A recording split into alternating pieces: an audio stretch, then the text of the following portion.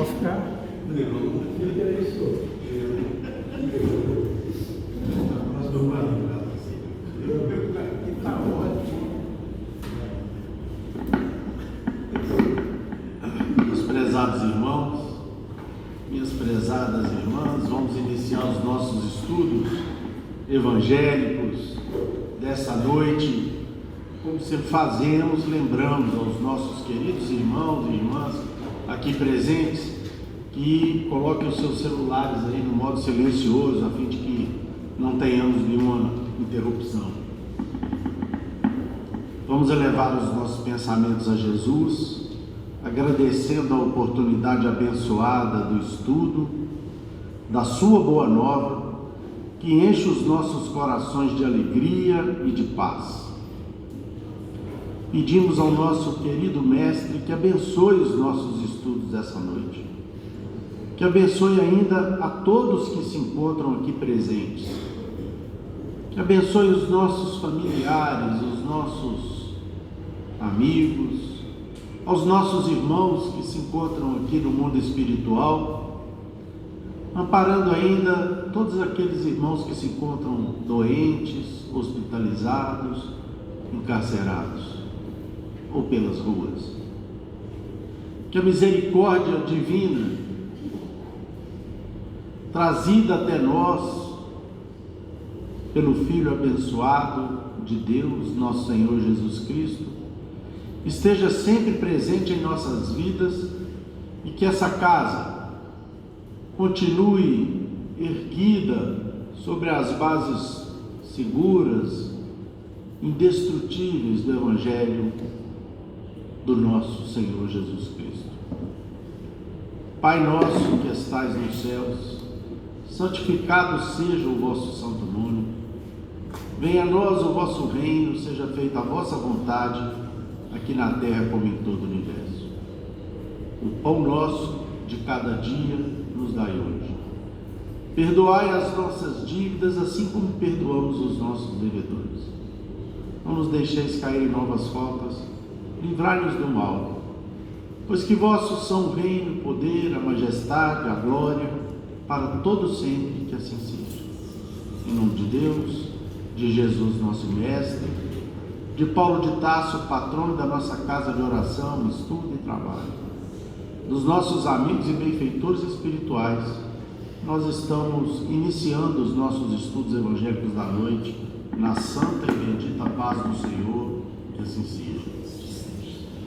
No capítulo 4 do Evangelho segundo o Espiritismo, o item 18, a reencarnação fortalece os laços de família, ao passo que a unicidade da existência os rompe. Os laços de família não sofrem destruição alguma com a reencarnação, como pensam certas pessoas. Ao contrário, tornam-se mais fortalecidos e apertados. O princípio oposto, sim, os destrói. No espaço, os espíritos formam grupos ou famílias entrelaçados pela afeição, pela simpatia e pela semelhança das inclinações. Ditosos, ou seja, felizes por se encontrarem juntos, esses espíritos se buscam uns aos outros. A encarnação apenas momentaneamente os separa, porquanto ao regressarem ao mundo espiritual, novamente se reúnem como amigos que voltam de uma viagem. Muitas vezes até uns seguem a outros na encarnação, vindo aqui reunir-se numa mesma família ou no mesmo círculo, a fim de trabalharem juntos pelo seu mútuo adiantamento. Se uns encarnam e outros não, nem por isso deixam de estar unidos pelo pensamento. Os que se conservam livres velam pelos que se acham em cativeiro. Os mais adiantados se esforçam por fazer que os retardatários progridam. Após cada existência, todos têm avançado a um passo na senda, no caminho do aperfeiçoamento. Cada vez menos presos à matéria, mais viva se lhes torna a afeição recíproca, pela razão mesma de que mais depurada não tem a perturbá-la o egoísmo, nem as sombras das paixões. Podem, portanto, percorrer assim ilimitado número de existências corpóreas, sem que nenhum golpe receba a multa estima que os liga. Está bem visto que aqui se trata de afeição real, de alma a alma, única que sobrevive à destruição do corpo, porquanto os seres que neste mundo se unem apenas pelos sentidos, nenhum motivo têm para se procurarem no mundo dos espíritos. Duráveis somente o são as afeições espirituais. As de natureza carnal se encerram com a causa que lhes deu origem. Ora, semelhante causa não subsiste no mundo dos espíritos enquanto a alma existe sempre. No que concerne às pessoas que se unem exclusivamente por motivo de interesse, essas nada realmente são umas para as outras. A morte as separa na terra e no céu. Nós temos ainda, para nossa leitura, em conjunção com o Evangelho, a questão 204 do Livro dos Espíritos. Uma vez que temos tido muitas existências, a nossa parentela vai além da que a existência atual nos criou? Resposta: não pode ser de outra maneira. A sucessão das existências corporais estabelece entre os espíritos ligações que remontam às vossas existências anteriores. Daí, muitas vezes, a simpatia que vem a existir entre vós e certos espíritos que vos parecem estranhos. Com a palavra, nosso irmão Giovanni iniciará os comentários da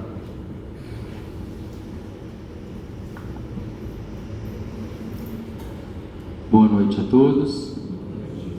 Que a paz e o amor de nosso Senhor Jesus Cristo estejam sempre em nossos corações.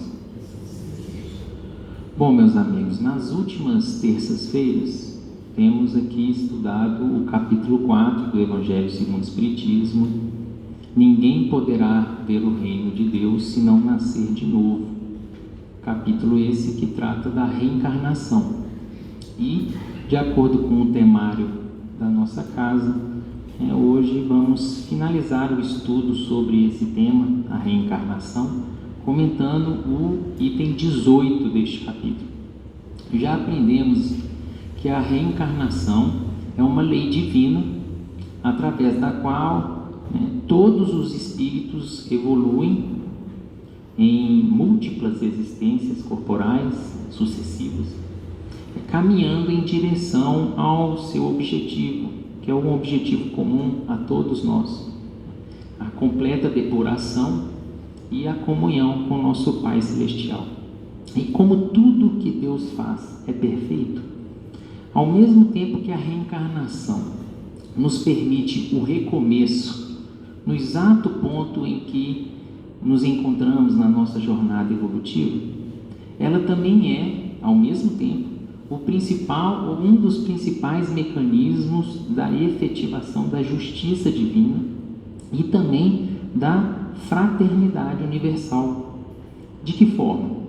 Bom, sabemos que ao reencarnarmos, somos chamados a conviver com as pessoas e as circunstâncias necessárias ao nosso progresso, inclusive com aquelas pessoas que nós já prejudicamos em vidas passadas, sendo que essa nova existência, ela é uma oportunidade de quitarmos débitos individuais e coletivos que temos aí com esses irmãos que prejudicamos.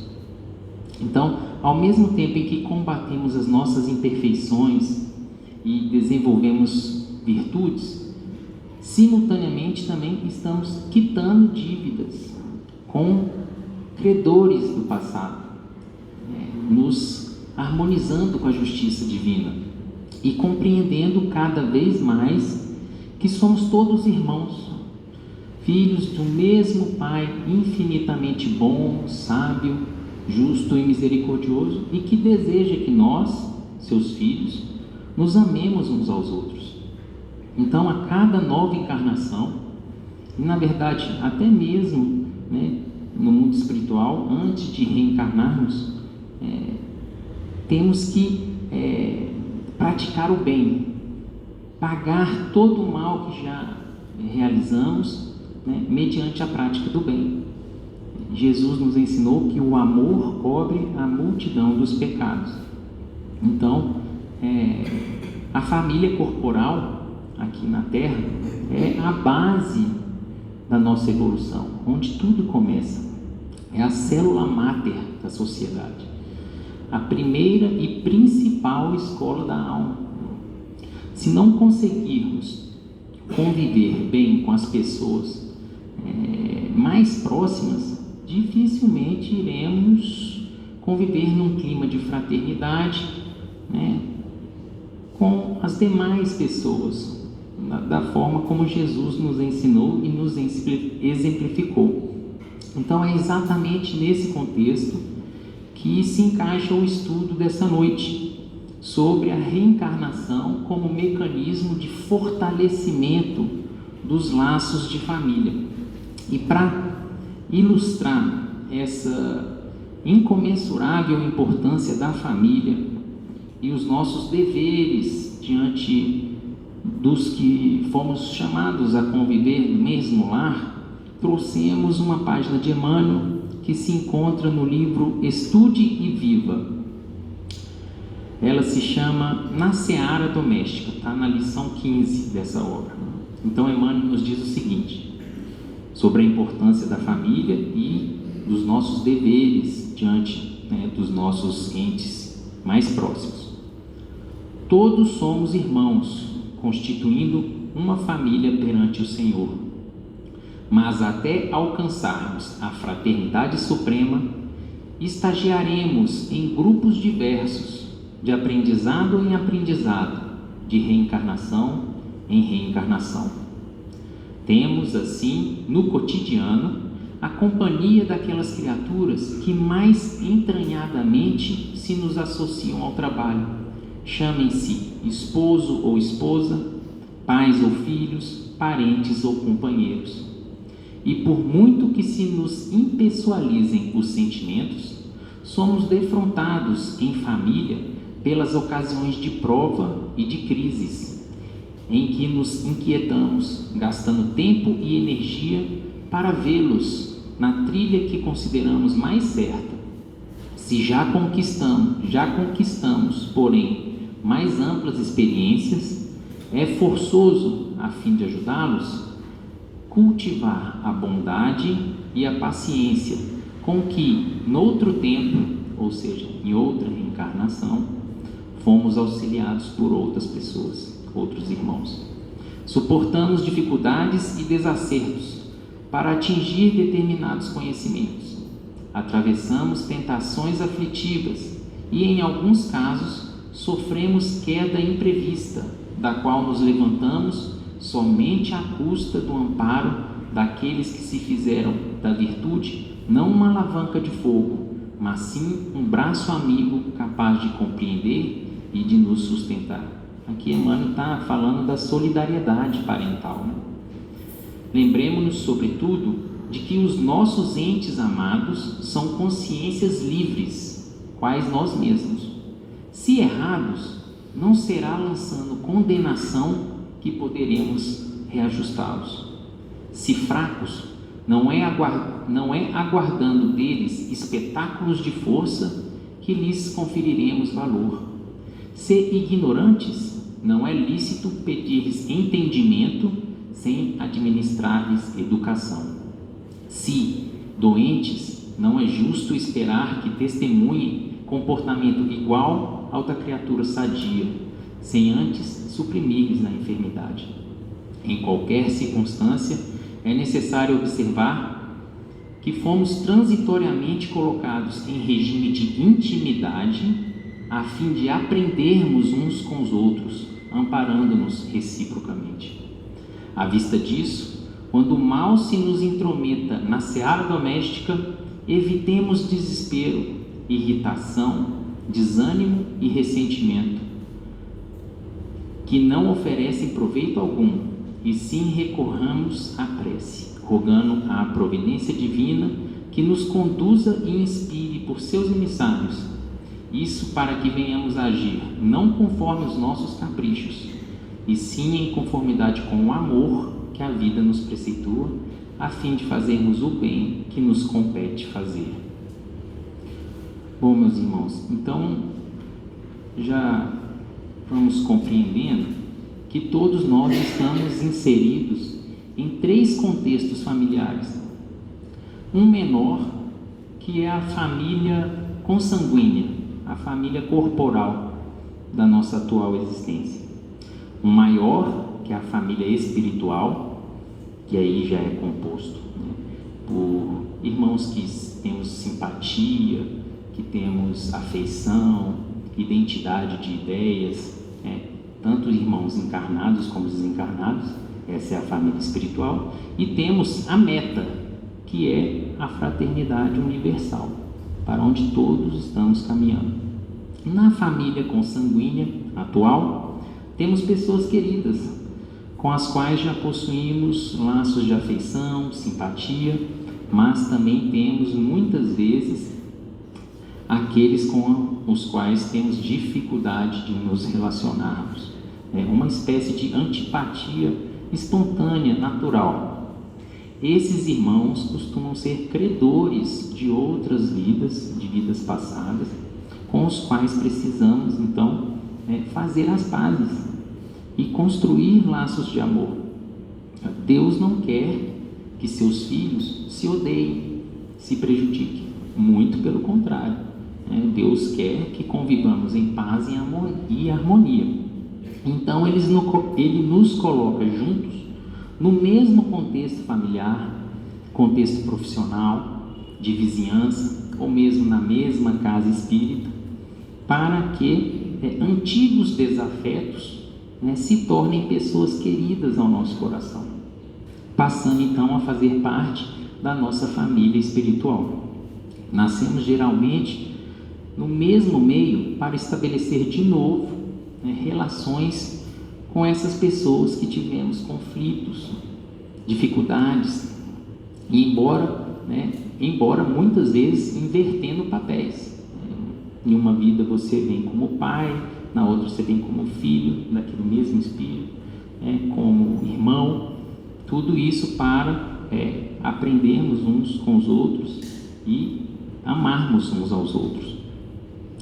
Então, é exatamente por essa razão que dentro do mecanismo da reencarnação existe o esquecimento do passado, que é de uma importância tremenda, para impedir que o remorso, o ressentimento, o ódio, todas essas emoções deletérias decorrentes das nossas experiências no passado, o esquecimento do passado vai impedir que essas emoções prejudiquem, atrapalhem a nossa liberdade de agir na nova vida. Então, o esquecimento do passado ele é provisório, ele é gradual e ele é necessário enquanto ainda essas lembranças nos forem prejudiciais, porque à medida em que vamos evoluindo, alcançando um maior amadurecimento espiritual, tal mecanismo vai deixando de ser necessário, porque nós vamos, a cada nova existência, destruindo laços de ódio e construindo laços de amor. Então, o esquecimento do passado, ele vai gradualmente sendo desnecessário. Bom, mas enquanto estamos nessa condição de espíritos ainda muito endividados com a justiça divina, ele é imprescindível, porque somente é possível um recomeço dentro do mesmo contexto familiar entre espíritos que já se odiaram, já se prejudicaram, se eles não tiverem ciência daquilo que aconteceu no passado, para poderem ali começarem de novo. E assim vamos aumentando gradativamente a nossa família espiritual. Então é meta de todos nós transformarmos os laços de parentesco, que por enquanto ainda são só consanguíneos, carnais, em laços de parentesco espiritual.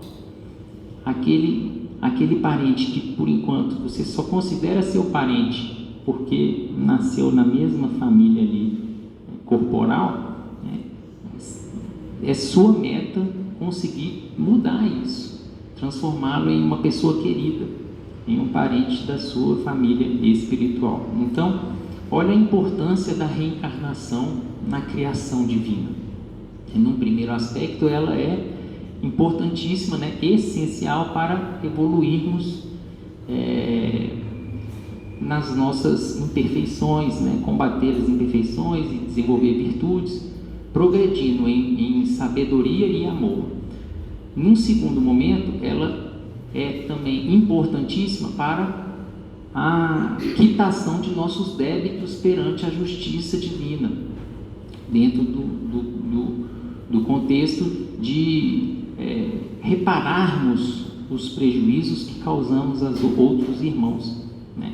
Na obra Céu e Inferno, de Allan Kardec, ele aprofunda nesse estudo da justiça divina e ele destaca que são 3 aspectos. Primeiro, o arrependimento, depois a expiação e, por último, de fundamental importância, a reparação, que é quando você, né, repara aquele dano que você causou ao irmão.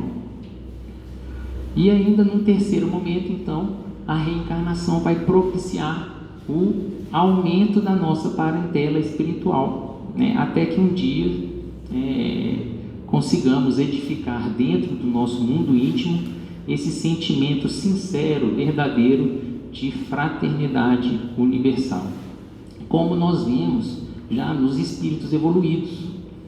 Na literatura espírita a gente vê que esses irmãos já num patamar espiritual avançado, eles enxergam todos os irmãos, né, todas as criaturas, né, como pessoas queridas, mesmo aquelas que se encontram, né, numa situação ainda de adversários do bem, né, de adversários do Evangelho. Os irmãos superiores consideram eles como pessoas dignas de compaixão. Então, nós ainda, né, espíritos imperfeitos demais, temos dificuldades, temos preconceito, julgamos, queremos nos afastar, ainda não temos esse olhar de compaixão, de piedade, de amor fraternal.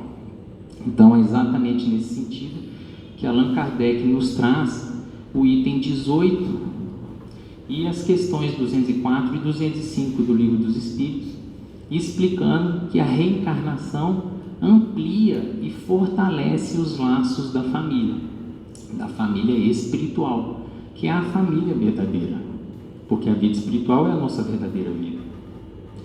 Como já tivemos oportunidade de estudar em outras ocasiões, a teoria da unicidade da existência, em que nós só teríamos uma vida, né, ela não explica as anomalias e as injustiças do mundo e torna extremamente frágil e rápido esses vínculos de parentesco, porque na família consanguínea o que nos une é apenas o vínculo sanguíneo, carnal, que é provisório, né?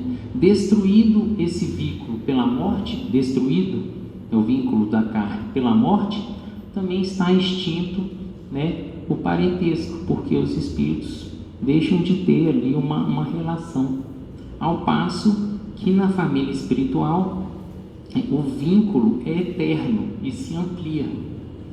Forma-se um grupo de espíritos que estão ali entrelaçados pela afeição, pela simpatia, pela identidade de ideias, de inclinações, e esse vínculo ele é real, ele é duradouro, ele é verdadeiro, ao contrário do carnal, que é muito provisório e frágil.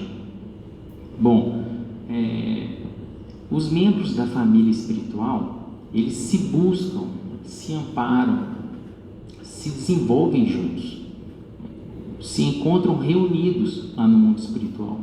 E quando se separam, essa separação ela é provisória. porque muitas vezes eles voltam e reencarnam juntos, na mesma família inclusive. Mas quando isso não acontece, quando uns reencarnam e outros continuam no mundo espiritual, nem por isso eles deixam de acompanhá-los, de velar por eles. São benfeitores. Muitas vezes os nossos anjos da guarda são esses parentes espirituais. E não existe nenhuma barreira para o amor. O amor supera toda e qualquer distância no tempo e no espaço. Então, os que se encontram unidos pelo amor, e não só pela carne, pelo vínculo sanguíneo, eles não se separam nunca, na verdade, porque estão unidos pelo pensamento. Mesmo quando um está encarnado e o outro está desencarnado, a união pelo pensamento ela é muito forte. Para os amigos terem uma ideia, o poder do alcance do pensamento, a velocidade do pensamento é maior do que a velocidade da luz. E a velocidade da luz é de 300 mil quilômetros por segundo. Então, o pensamento é mais rápido do que isso. É quase que instantâneo. Se você pensar em um ente querido, ele imediatamente capta aquilo e vice-versa. Então, é um vínculo forte que não conhece barreiras, distâncias.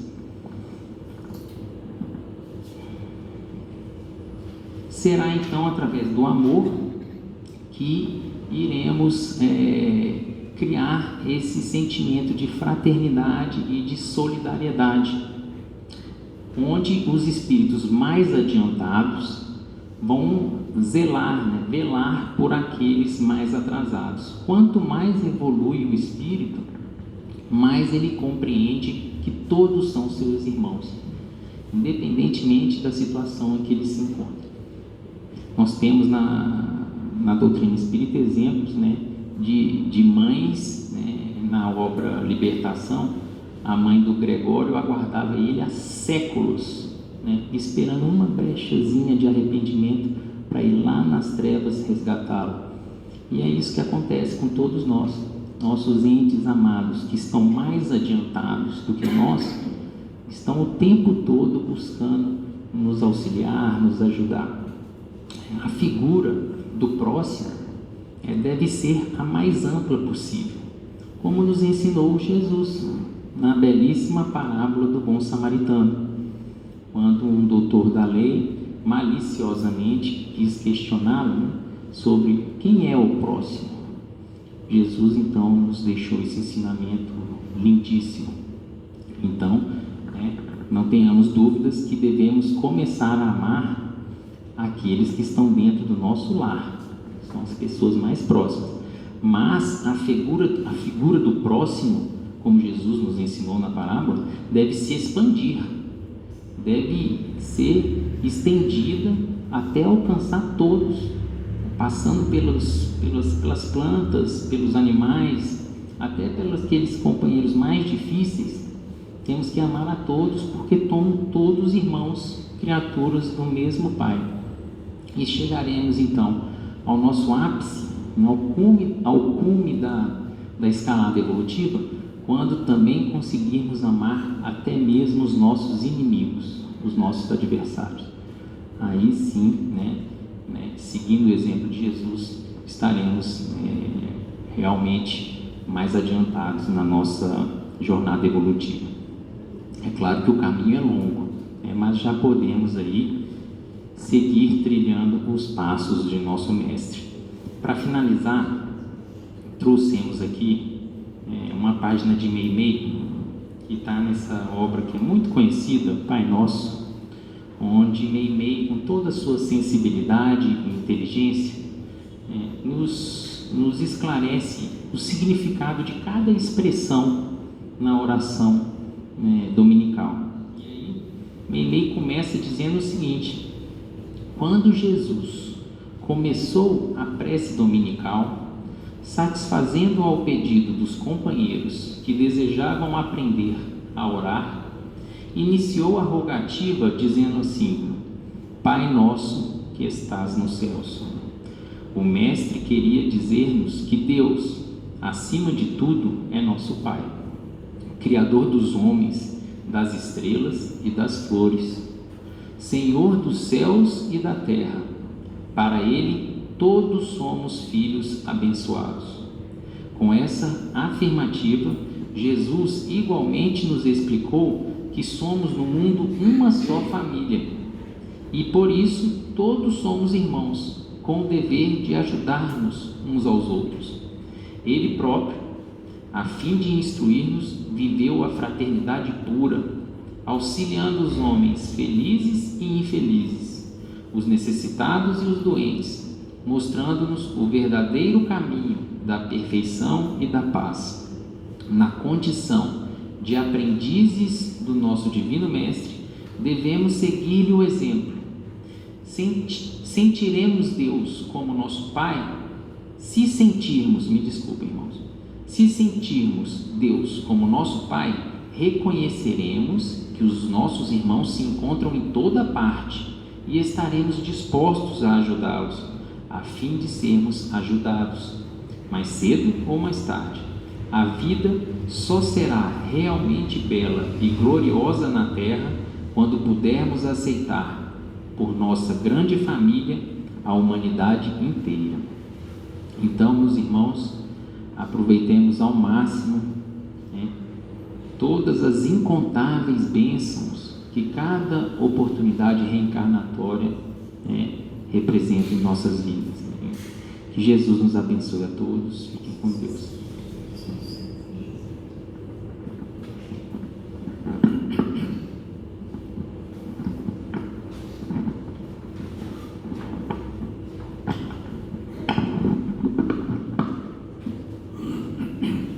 Caríssimos irmãos e irmãs, o tema foi abordado pelo nosso companheiro, amigo, irmão Giovanni, de uma maneira muito apropriada, muito clara, muito didática. Mas nós fizemos aqui também algumas anotações que gostaríamos de trazer para todos, ou dividir com todos. Eu ouvi uma frase, uma ocasião, que sinceramente eu não sei de quem que é, mas uma frase que sempre me chamou a atenção. Se alguém souber, depois me fale. A frase diz o seguinte: aqui na Terra, nessa reencarnação, ou nessa encarnação que nós estamos, nós ganhamos o jogo reencarnatório dentro da família, na família. E se nós formos refletir bem, é exatamente isso que acontece. Ney Lúcio, no livro Jesus no Lar, ao expressar, ao relembrar, trazer nos arquivos espirituais os ensinos de Jesus na casa de São Pedro, do apóstolo Pedro, a primeira lição chama-se o culto do Evangelho no lar. E lá para as tantas, Jesus nos ensina que é a mesa que nós nos alimentamos de pão, tem que ser a mesa que nós também oramos a Deus. E que ninguém que não consiga vencer dentro de quatro paredes não está preparado para tentar obter a harmonia das nações, entre as nações. São palavras atribuídas a Jesus pelo nosso irmão Ney Lúcio a respeito da família, Então, a nossa família consanguínea representa exatamente aquele conjunto de ligações, de laços mais próximos ou menos próximos, que de certa maneira marcarão a nossa existência de maneira positiva ou negativa, dependendo de como nós nos comportamos nessas oportunidades reencarnatórias. Mas esses laços certamente estarão conectados conosco, seja na definição das nossas personalidades, das nossas origens, dos nossos valores que tivemos em vidas anteriores. Emmanuel nos esclarece que a família consanguínea, entre as criaturas humanas pode ser parecida com o centro essencial dos nossos reflexos. Eu meditei bastante nessa frase de Emmanuel e concluí o seguinte: todos os nossos reflexos, as energias que nós emitimos, os pensamentos, as atitudes, o aproveitamento do tempo que tivemos, todo o resultado das nossas ações, dos nossos pensamentos e diversas vidas se conjugam diante das leis divinas e se materializam no seio dos nossos lares, com as pessoas com as quais nós precisamos vir e que tem algum tipo de relação com tudo isso, nesta e em diversas vidas passadas. Portanto, a configuração de uma família, seja aqui na Terra, seja em qualquer planeta do universo, ela não se dá de uma maneira fortuita. As pessoas não se ligam por um acaso nos círculos familiares. Emmanuel fala que ninguém tropeça no meio-fio e cai dentro de um lar ou de uma família repleta de indivíduos desconhecidos, porque não existe o fortuito, não existe o acaso nas leis de Deus. Nós todos estamos ligados a todos aqueles que fazem parte da nossa família consanguínea e àqueles que fazem parte da nossa família espiritual, como bem ressaltou aqui o Gilvan agora há pouco, por razões que se perdem nas noites seculares dos tempos passados. Os laços que nos unem na atual existência são laços que foram formados em vidas anteriores, em experiências boas ou ruins anteriores, que nos vinculam de alguma maneira àqueles espíritos que reencarnam conosco aqui na Terra. Se essa reencarnação se dá naquela sequência que dita há pouco, arrependimento, expiação e pagamento, reparação, se dá por causa disso, bendita a família que nos possibilita nos vermos livres do arrependimento de males, às vezes terríveis, que cometemos em outras vidas, com criaturas que nós deveríamos, por exemplo, amparar. Nós estamos vendo as leis da terra endurecerem o tratamento com aqueles casais que não se respeitam, sequer se respeitam.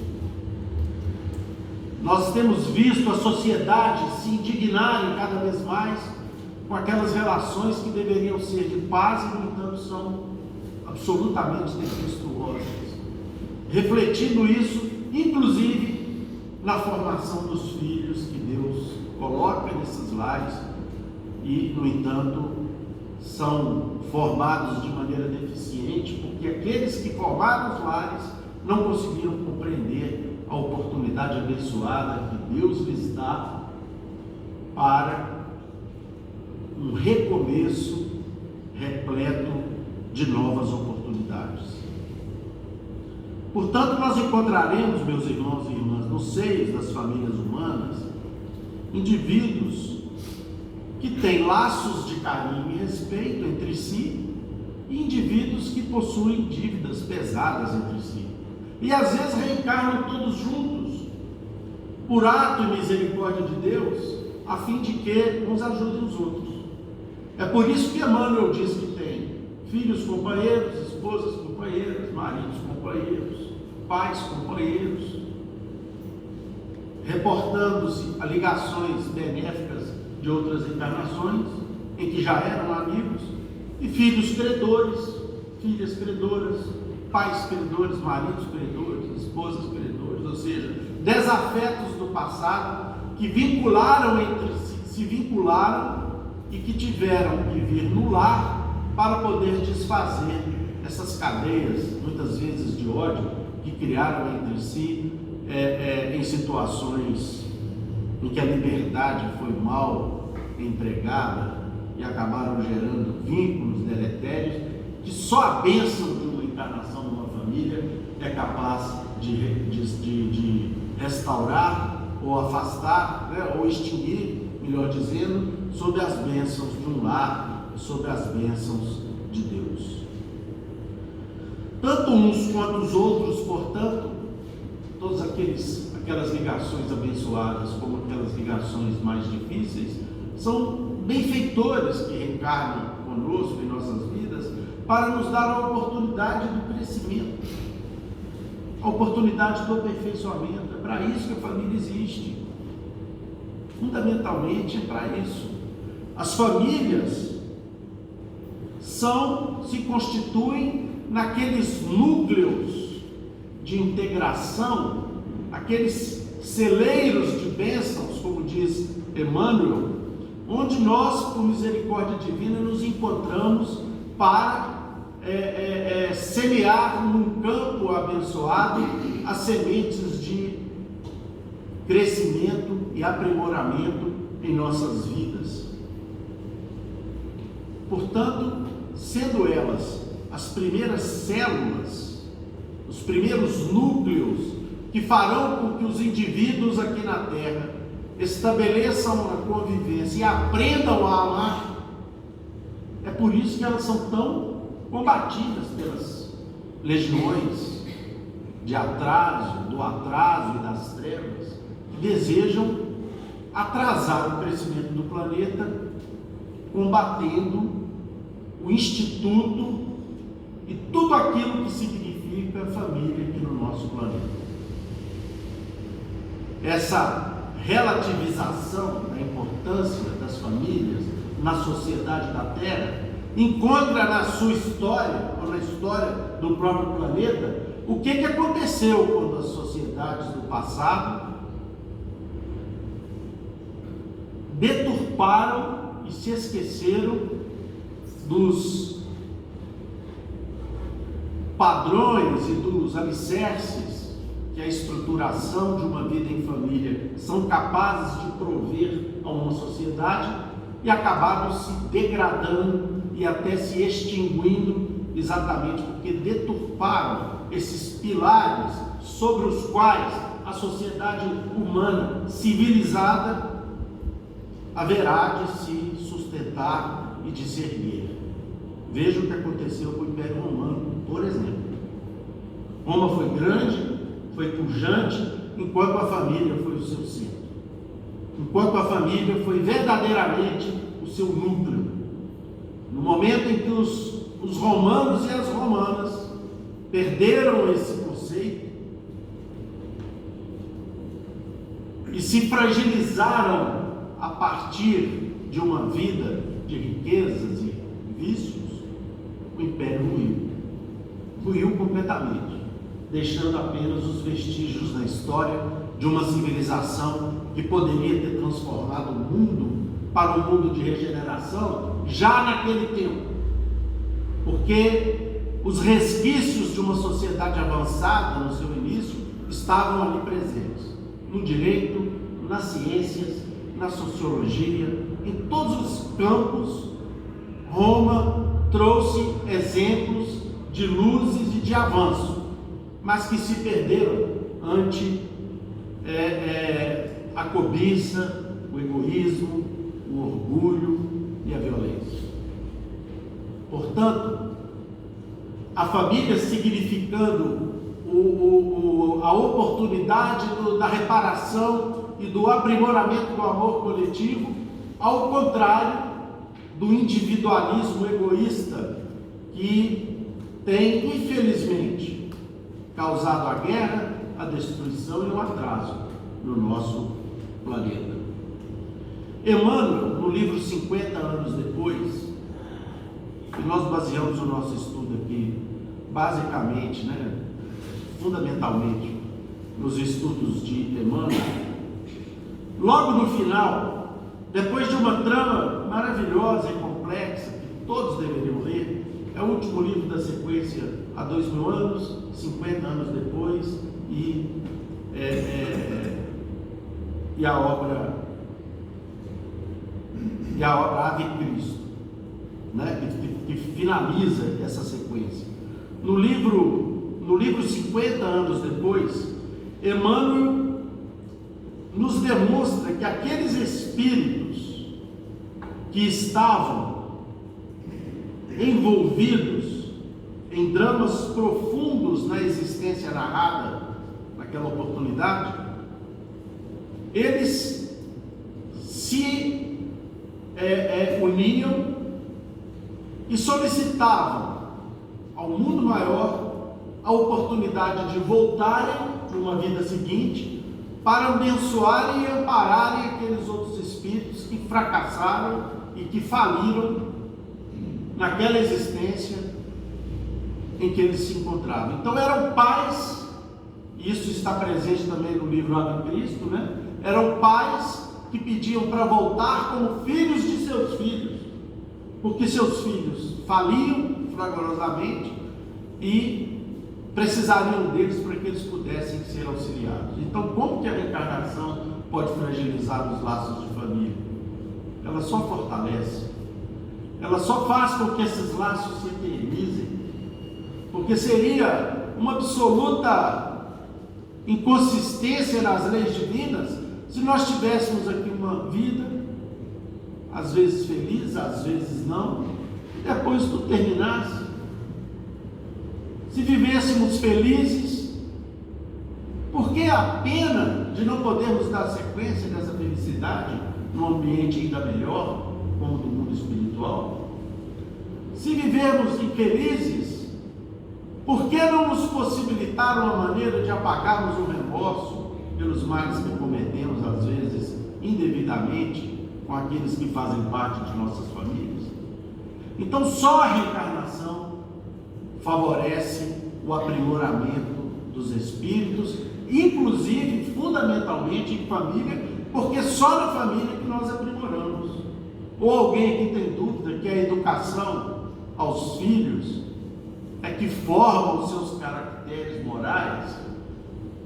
A educação, especialmente baseada nos exemplos de pais valorosos, é que formam os caracteres daqueles que lhe sucederão.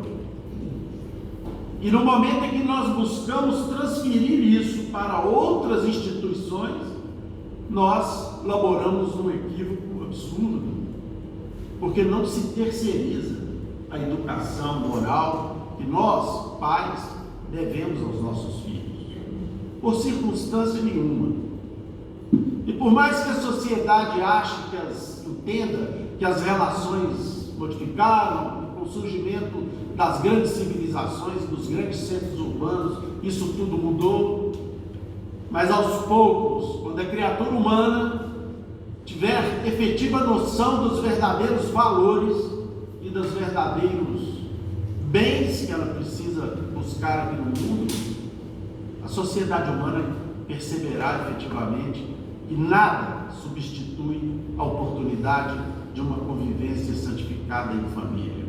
Cada um ou cada qual com seus esforços, somando esses esforços para que ali se obtenha um ambiente de paz, um ambiente profícuo à manifestação das relações de educação que acabam gerando os futuros amigos ou as futuras amizades indestrutíveis, porque são lastreadas no amor e que se perpetuam nas vidas posteriores que se sucedem em cada histórico, ou no histórico de cada criatura.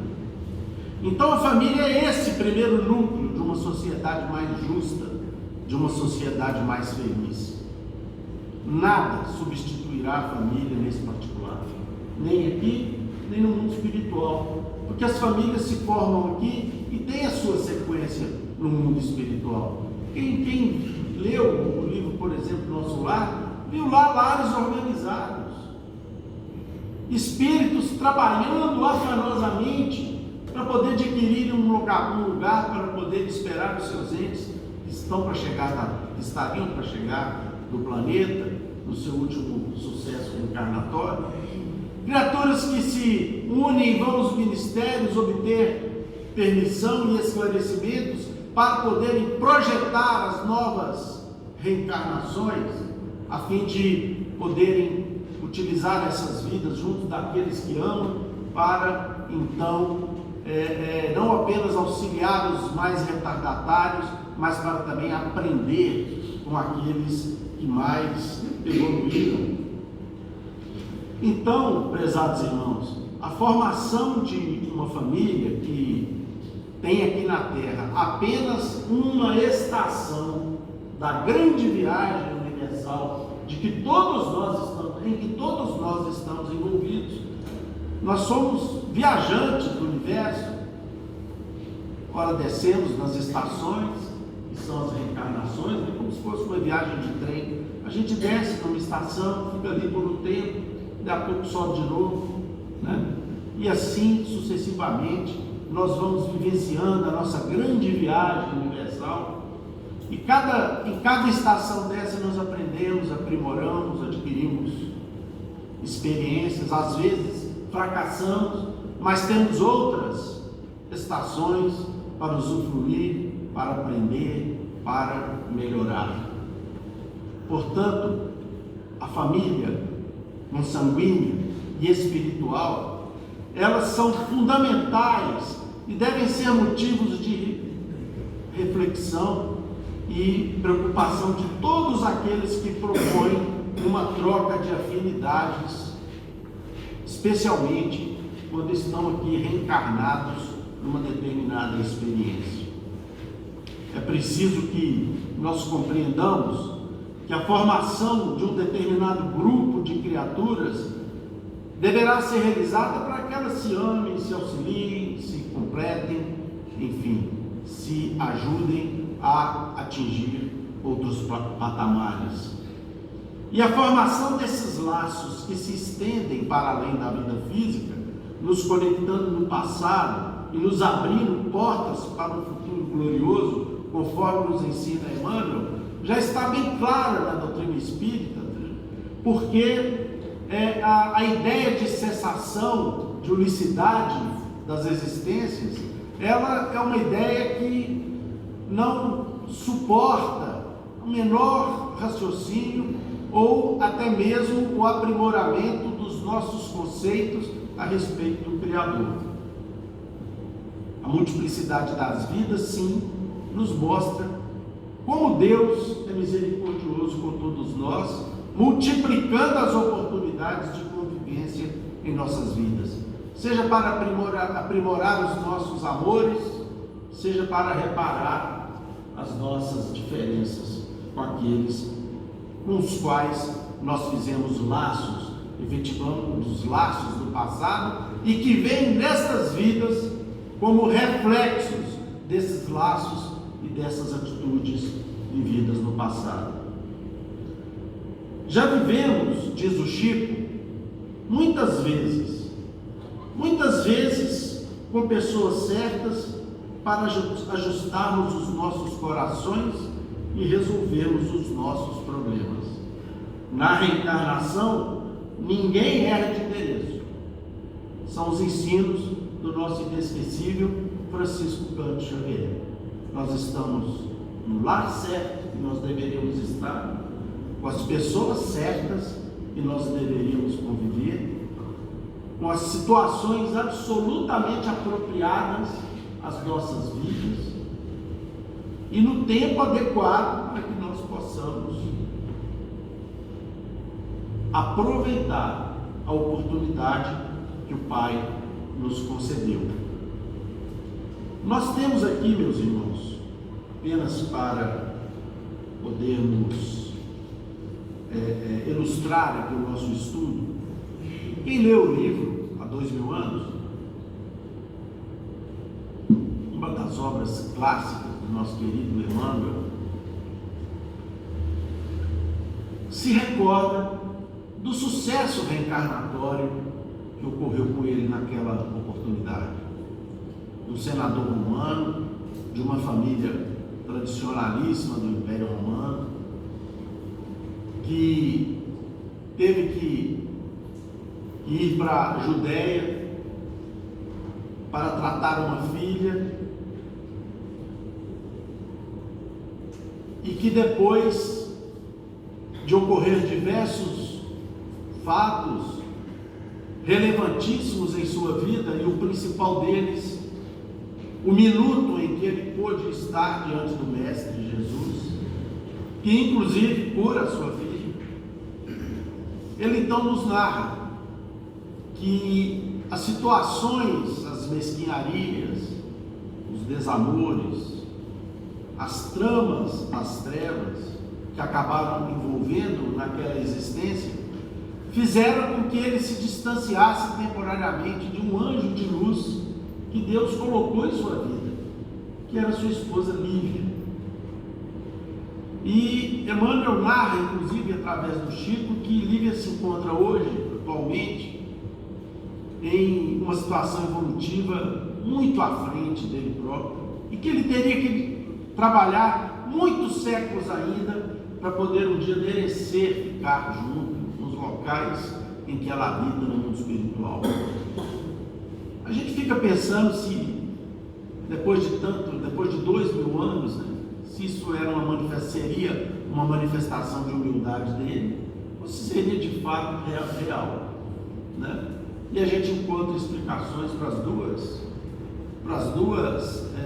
situações que a gente queira raciocinar. Mas o fato é que nesse livro ele nos mostra que as suas vidas adotaram caminhos diferentes. Ela conheceu Cristo,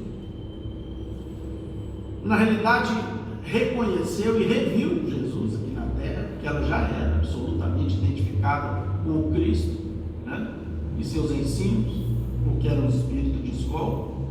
E ele, embora uma criatura séria, correta, bondosa, mas ainda preso ao orgulho de senador romano, não se deixou convencer pelo convite amoroso que tanto Cristo quanto a sua esposa lhe fizeram naquela oportunidade. E aí então o livro nos mostra o que acabou acontecendo, que foi exatamente a perda da sua esposa, num fato ocorrido no circo romano, em que ela, por amor a uma grande amiga, que era por acaso a sua escrava, ela troca as suas vestimentas com a sua escrava e se deixa aprisionar pelos varapaus romanos e acaba morrendo num circo, no momento em que Emmanuel já tinha se arrependido profundamente de fatos que não eram verdadeiros e que fizeram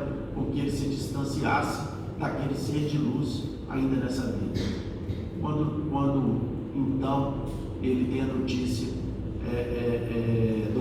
da morte dela num circo romano, e aí o que ele faz? Ele se exila de Roma, né? E vai para Pompeia morar os seus últimos anos, até que ele desencarna no ano 79, quando o vulcão Vesúvio soterra de lava e fogo a região da Pompeia. E quem está ali a aguardar no mundo espiritual? Exatamente a figura da sua querida esposa, aquele anjo de luz que fora antes para o mundo espiritual, mas não esquecera de sua alma gêmea, como ela mesma dizia, que era exatamente o nosso querido Emmanuel. E pede a Jesus, numa prece comovente que está ali no livro, que o mestre abençoasse aquela criatura que já não estava ali na condição mais de um senador orgulhoso, mas sim de uma alma arrependida que finalmente resolve se dobrara às bênçãos e ao chamamento do nosso Senhor Jesus Cristo, o que efetivamente aconteceu, porque graças a Emmanuel, nós temos aí a bênção da doutrina espírita, nos auxiliando como consolador prometido de Jesus. Graças a Emmanuel e às suas reencarnações, nós tivemos as bases educacionais do nosso país nas mãos dos jesuítas. Inclusive, o nosso inesquecível padre Manuel da Nóbrega, que a história brasileira imortalizou como sendo um grande benfeitor espiritual da nossa pátria. Então, apenas, meus irmãos, para finalizar aqui o nosso estudo dessa noite, nós vamos lembrar aqui um cântico que Lívia, e com ele eu termino a minha locução dessa noite, um cântico que ela entoava em favor daquele que ela considerava que de fato é a sua alma gêmea. Como dizem alguns, aquelas almas que surgem a partir de um único sopro divino, ou seja, são espíritos que se ligam de uma forma tal pelos laços de família, que se fortalecem ao longo das reencarnações sucessivas e que se tornam laços indestrutíveis, e de tantas luzes e de tanto amor, que acabam virando símbolo e exemplo para gerações e gerações que observam nessas uniões a forma verdadeira através da qual nós também precisamos buscar pautar as nossas relações familiares aqui neste mundo, ainda de expiações e de provas. Alma gêmea da minha alma, flor de luz da minha vida, sublime estrela caída das belezas da amplidão. Quando eu errava no mundo, triste só no meu caminho, chegaste devagarinho e encheste o coração. Vinhas na bênção dos deuses, na divina claridade, tecer-me a felicidade em sorrisos de esplendor. És meu tesouro infinito, juro-te eterna aliança, porque sou tua esperança, como és todo o meu amor.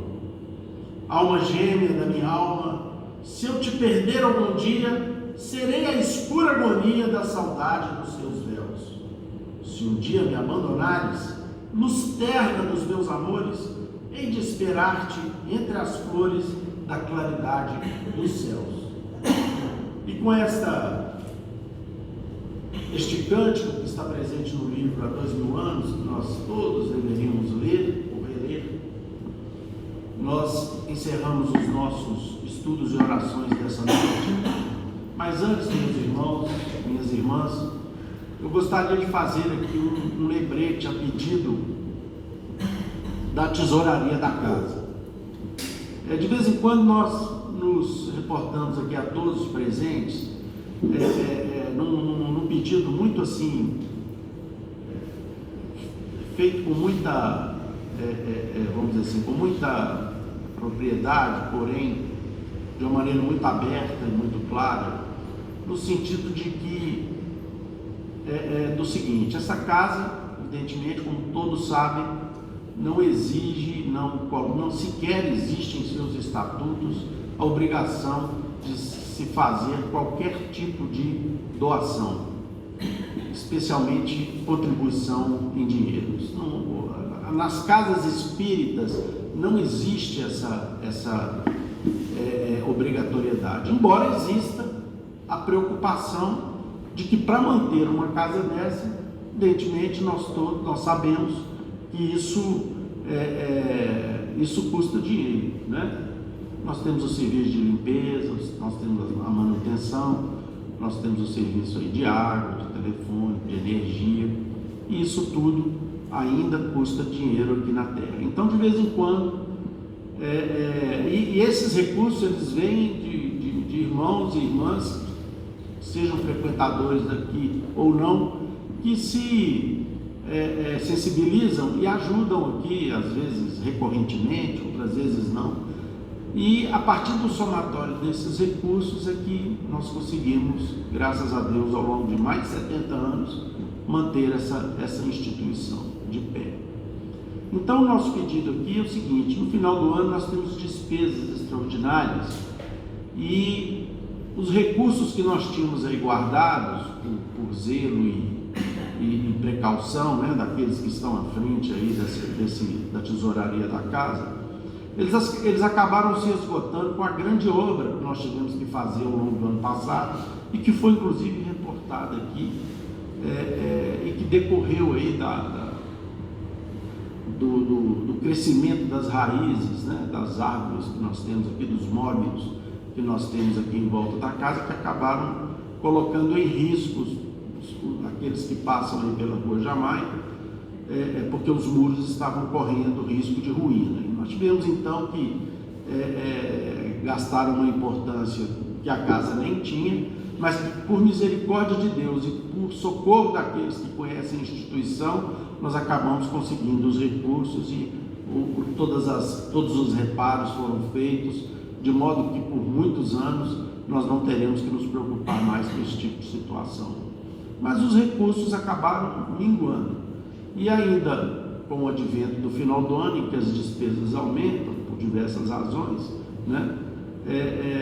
Nos foi informado aí pelo nosso tesoureiro aqui, o Dr. João Azevedo, que a casa está necessitando aí de reforçar um pouco o seu caixa. Então me foi solicitada a missão de terminar aqui a nossa reunião de hoje, rogando para todos, evidentemente aqueles que possam, em valores que efetivamente estiverem ao alcance de todos, né, ou daqueles que possam, sem estabelecer qualquer tipo de quantia, que, se puderem auxiliar aí a casa, esses recursos serão muito bem-vindos pelo momento que nós nos encontramos. Apenas lembrando que não existem serviços nem frentes remuneradas aqui de espécie alguma.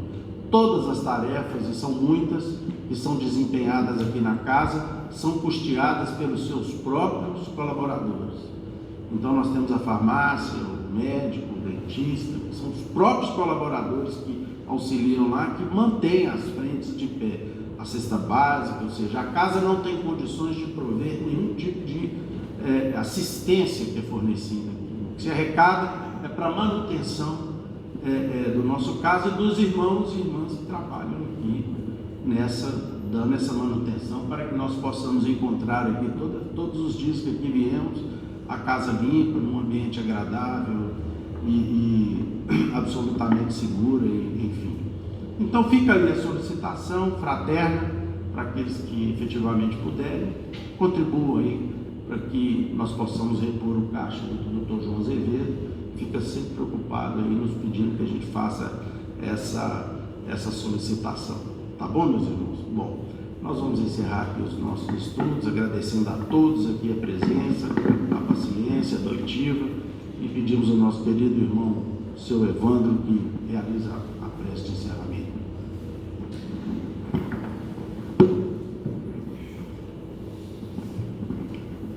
Querido Mestre Jesus, estamos elevando o pensamento a vós, agradecendo, Senhor, esses momentos de paz e reflexão da noite. Nós nos sentimos agradecidos, esclarecidos